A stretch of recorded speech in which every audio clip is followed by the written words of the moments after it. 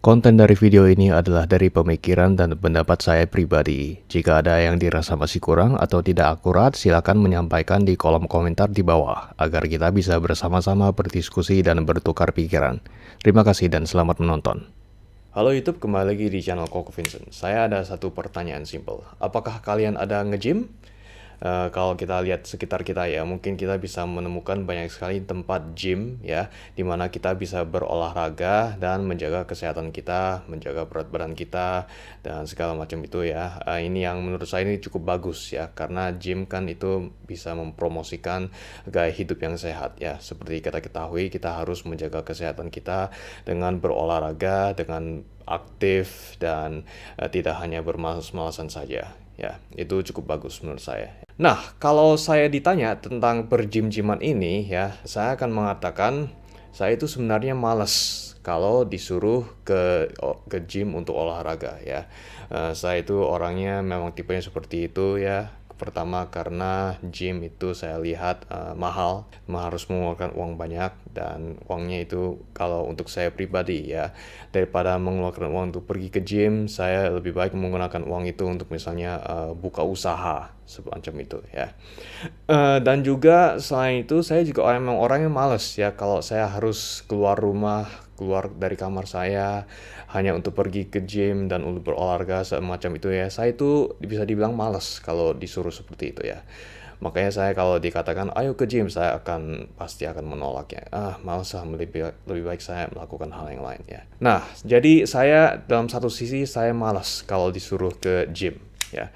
Tapi di sisi lain saya itu juga tahu bahwa saya itu juga harus mempunyai gaya hidup yang aktif ya. Saya tidak boleh bermalas-malasan hanya duduk di kursi saya di sini atau tidur-tiduran. Saya itu tidak boleh seperti itu, karena itu bukanlah gaya hidup yang sehat ya. Saya harus aktif, saya harus tetap berolahraga, karena memang itulah cara agar kita bisa menjaga kesehatan kita. Jadi bagaimana ini?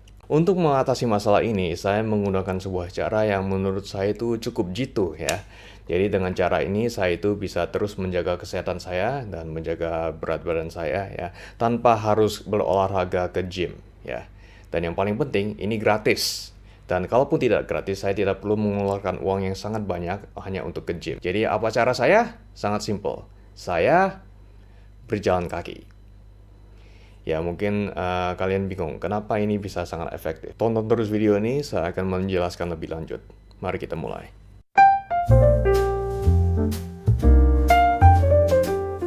Sebelum video berlanjut, izinkan saya untuk memperkenalkan toko baru saya, yaitu Jaya Raya Mobile. Silakan mampir ke Jaya Raya Mobile jika Anda sedang mencari berbagai macam aksesoris handphone seperti headphone, earphone, kabel data, dan kedepannya akan ada powerbank dan lain sebagainya.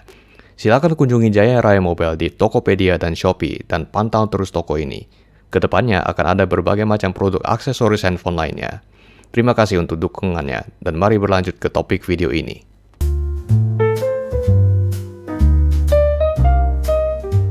Ya, jadi berjalan kaki adalah salah satu trik saya agar saya bisa menjaga kesehatan saya dan menjaga berat badan saya tanpa harus pergi ke gym dan mengeluarkan uang yang sangat banyak itu ya.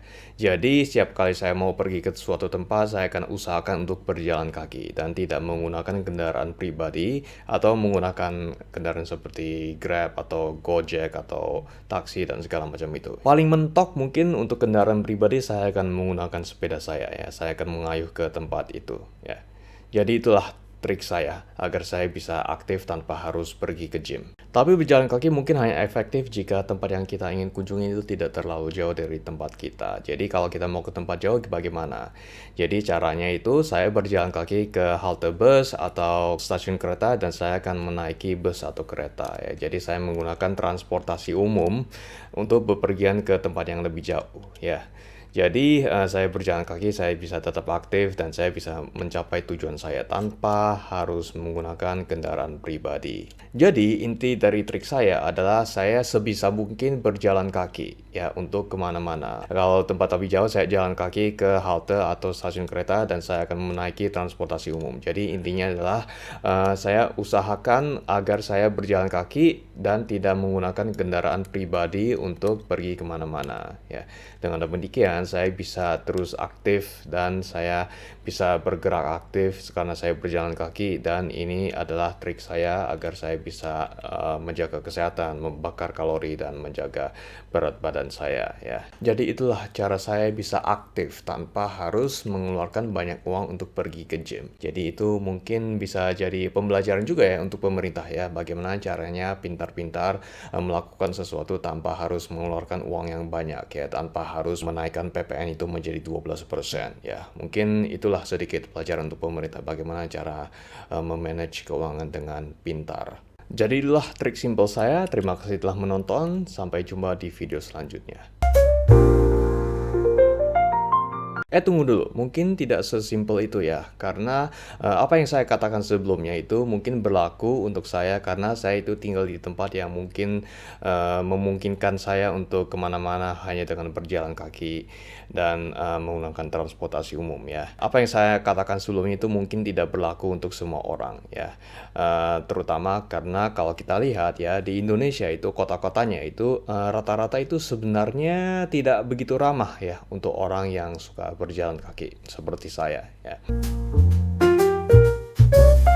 Kenyataannya adalah kota-kota di Indonesia itu didesain bukan untuk memanjakan pejalan kaki, tapi untuk memanjakan pengguna kendaraan pribadi seperti mobil, motor, dan lain sebagainya. Dan juga penggunaan kendaraan pribadi di Indonesia itu sudah sangat mendarah daging, sudah sangat membudaya ya. Bahkan kalau kita mau bepergian ke jarak yang dekat aja itu harus sampai naik motor ya. Lihat saja itu, banyak yang seperti itu kan. Contoh nyata dari pembangunan yang sangat mobil sentris di Indonesia ini adalah, lihat saja kalau tinggal di Jakarta, lihatlah jalan protokolnya itu, jalanannya itu sangat lebar ya.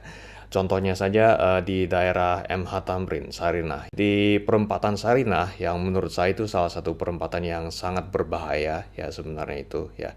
Itu kalau kita mau menyeberang jalan ya, itu kita harus melalui jalan yang sangat lebar ya. Yang lebarnya itu ya untuk satu arah itu bisa mencapai mungkin 5 atau 6 jalur ya. Yang saya tidak habis pikir, kenapa kita perlu jalan yang selebar itu, 5-6 jalur? Apakah perlukah? Itu 5-6 jalur itu hanya satu jalur ya, maksudnya satu arah ya. Jadi kalau kita harus menyeberangi jalan dua arah, itu artinya kita harus menyeberangi 10-12 jalur. Jadi sebenarnya kita bisa bertanya, apa bedanya menyeberangi jalan ini dengan menyeberangi jalan tol? Ya, itu hampir tidak ada bedanya sebenarnya itu. Tapi bisa saja ada orang yang akan mengatakan, oh tapi kita bisa saja membangun JPO ya, agar orang itu bisa menyeberangi jalan tanpa harus berpapasan dengan mobil di jalan raya itu. Yang menurut saya ya cukup sah-sah saja ya. Tapi kita harus ingat ya, kan kalau kita lewat JPO kan kita harus naik tangga ya, dan tidak semua orang itu bisa kuat menaiki tangga. Misalnya kalau ada orang tua bagaimana, atau kalau ada orang yang bawaannya bawa barang banyak itu bagaimana, kan mereka itu bisa susah kalau naik tangga ya. Dan mungkin ada orang yang mengatakan, oh bisa saja JPO-nya dipasangi lift yang cukup oke ya, tapi bagaimana kalau liftnya rusak? Nah kalau gitu kan menggunakan JPO jadi tidak begitu efektif ya. Kalau menurut saya pribadi ya, ketimbang membangun JPO, mungkin saja kenapa nggak kita membuat agar kalau mau menyeberang jalan tidak perlu harus sampai 10 atau 12 jalur itu ya, kan itu sangat banyak sekali itu ya. Belum lagi kalau kita melihat kondisi trotoar kita yang masih banyak yang busuk, tanda kutip ya, yang meskipun sebenarnya pemerintah itu sudah banyak memperbaiki trotoar yang udah busuk itu ya, jadi kita harus mengapresiasi pemerintah soal itu ya, jadi baik gitu. Tapi banyak juga trotoar yang sudah diperbaiki namun tetap tidak nyaman untuk pejalan kaki, karena kenapa? Trotoarnya itu ternyata dilalui oleh kendaraan bermotor seperti sepeda motor ya. Kalau misal jalan ini macet, dia akan menaiki trotoar itu agar bisa cepat ya. Itu kan sebenarnya tidak boleh itu ya. Belum lagi trotoarnya digunakan untuk kendaraan parkir. Nah itu salah satunya yang membuat pejalan kaki tidak nyaman karena hak mereka itu direnggut. Ditambah lagi fakta bahwa karena jalanannya yang ada di misalnya jalan protokol di Jakarta itu sangat lebar, artinya akan banyak sekali kendaraan bermotor yang berada di jalan itu ketika jam-jam padat ya, dan itu membuat daerah itu menjadi tidak nyaman untuk berjalan kaki karena menjadi sangat berisik, sangat panas, dan polusinya itu sangat banyak. Kalau itu jalan dilebarin lagi, itu pasti mobilnya jadi bertambah banyak lagi. Kenapa? Karena kita ada yang namanya induced demand, ya.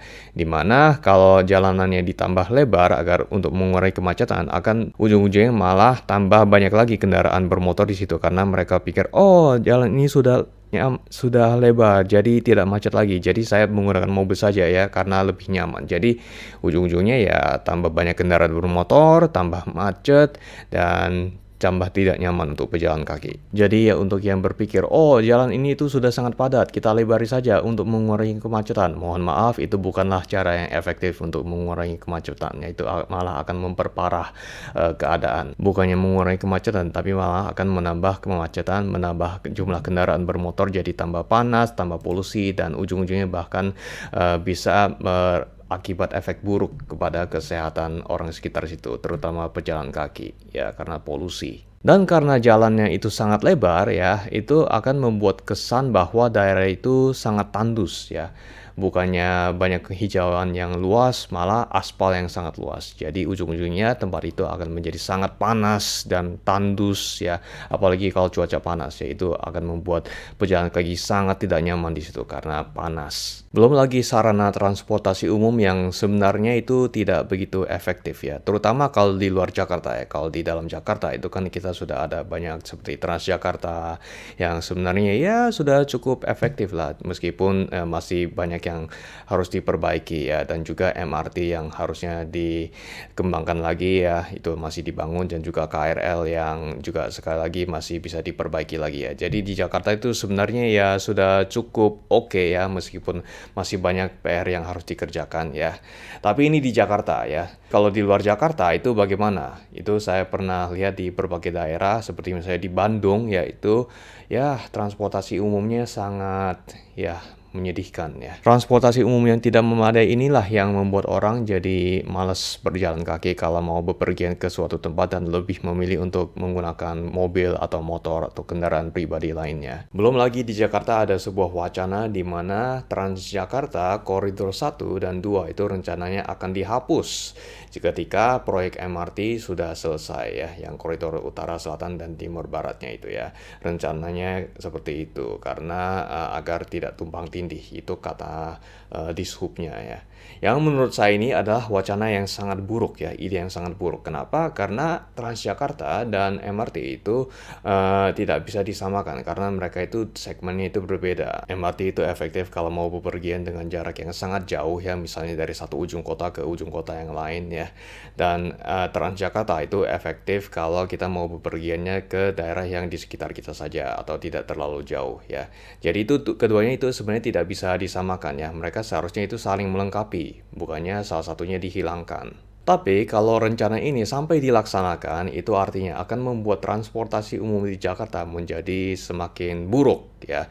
Bukannya makin melengkapi, malah makin menyusahkan para pengguna transportasi umum, yang akhirnya akan membuat orang malas untuk menggunakan transportasi umum dan malas untuk berjalan kaki, dan ujung-ujungnya menggunakan kendaraan pribadi. Nah, semua fakta yang saya sebutkan sebelumnya itu ya, seperti Indonesia itu pembangunannya itu sangat mobil sentris dan pejalan kaki dibuat tidak nyaman karena itu ya, dan segala macam itu ya. Itu semua berkontribusi terhadap fakta bahwa Indonesia adalah negara yang paling malas berjalan kaki di seluruh dunia ya. Jadi orang Indonesia itu rata-rata hanya berjalan kaki sekitar 3.000-an langkah per hari ya. Dan itu angka yang sangat rendah itu ya kalau dibandingkan dengan negara lain di seluruh dunia. Nah, ini itu efeknya itu sangat besar ya. Ini berkontribusi terhadap berbagai macam masalah kesehatan di Indonesia, seperti misalnya obesitas atau masalah jantung dan segala macamnya itu yang berhubungan dengan gaya hidup yang malas berjalan kaki dan tidak aktif ini. Jadi ini adalah masalah yang serius ini, karena ini ada berhubungan dengan kesehatan masyarakat Indonesia. Jadi pemerintah harus memperhatikan betul masalah ini. Jadi untuk mengatasi masalah ini itu ada beberapa hal yang bisa dilakukan ya. Pertama, kita mengetahui bahwa Indonesia itu sangat kendaraan pribadi sentris ya. Maksudnya banyak orang menggunakan mobil, motor ya, dan penggunaannya itu sudah sangat mendarah daging ya. Jadi ini itu menurut saya pribadi itu ada hubungannya dengan pola pikir masyarakat kita ya, dari atas sampai bawah. Jadi pola pikir kita itu harus diubah dari atas sampai bawah. Jadi kita itu harus menumbuhkan budaya berjalan kaki ya kalau mau kemana-mana, dan kurangi penggunaan kendaraan pribadi ya. Jadi kalau kemana-mana usahakan berjalan kaki dan menggunakan transportasi umum. Jadi semacam revolusi mental lah ya, agar mengurangi kendaraan pribadi yang tidak efisien dan lebih banyak menggunakan kendaraan umum atau berjalan kaki untuk kemana-mana. Dan untuk pemerintah ini juga pasti harus ada yang diubah ya, misalnya seperti pola pembangunannya itu ya. Jadi jangan membangun jalan yang sangat lebar sampai 12 jalur, dan juga jangan membangun bangunannya itu berjauhan dari satu sama lain ya. Usahakan agar bangunannya itu dekat dengan satu sama lain. Ini agar membuat para pejalan kaki menjadi nyaman ya untuk berjalan kaki dari satu tempat ke tempat yang lain. Juga agar pemerintahan itu mengurangi penggunaan kendaraan pribadi yang tidak efisien ya. Ini mungkin bisa dimulai dari pejabat pemerintahan ya, agar mereka itu tidak selalu menggunakan kendaraan pribadi atau kendaraan dinas pribadi untuk berdinas yang dikawal oleh motor yang suka tetot-tetot itu ya.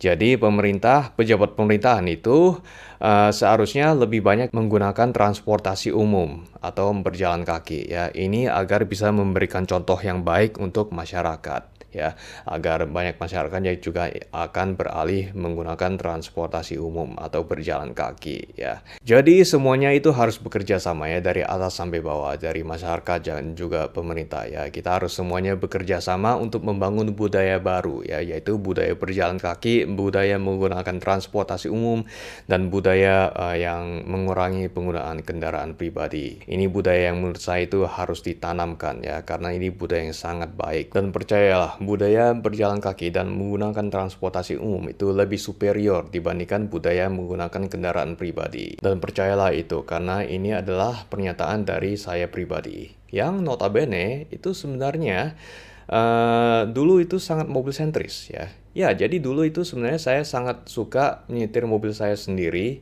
Kalau mau kemana-mana, saya selalu nyetir ke tempat ini itu ya. Jadi saya itu sangat mobil sentris, dan saya tidak begitu suka menggunakan kendaraan atau transportasi umum. Jadi saya dulu itu seperti itu. Tapi semenjak saya mencoba beralih menggunakan transportasi umum dan berjalan kaki ya, saya merasa itu lebih superior. Kenapa? Karena saya jadi tidak lagi harus berpikir, oh kalau saya sudah sampai saya harus gimana ya parkirnya gitu ya.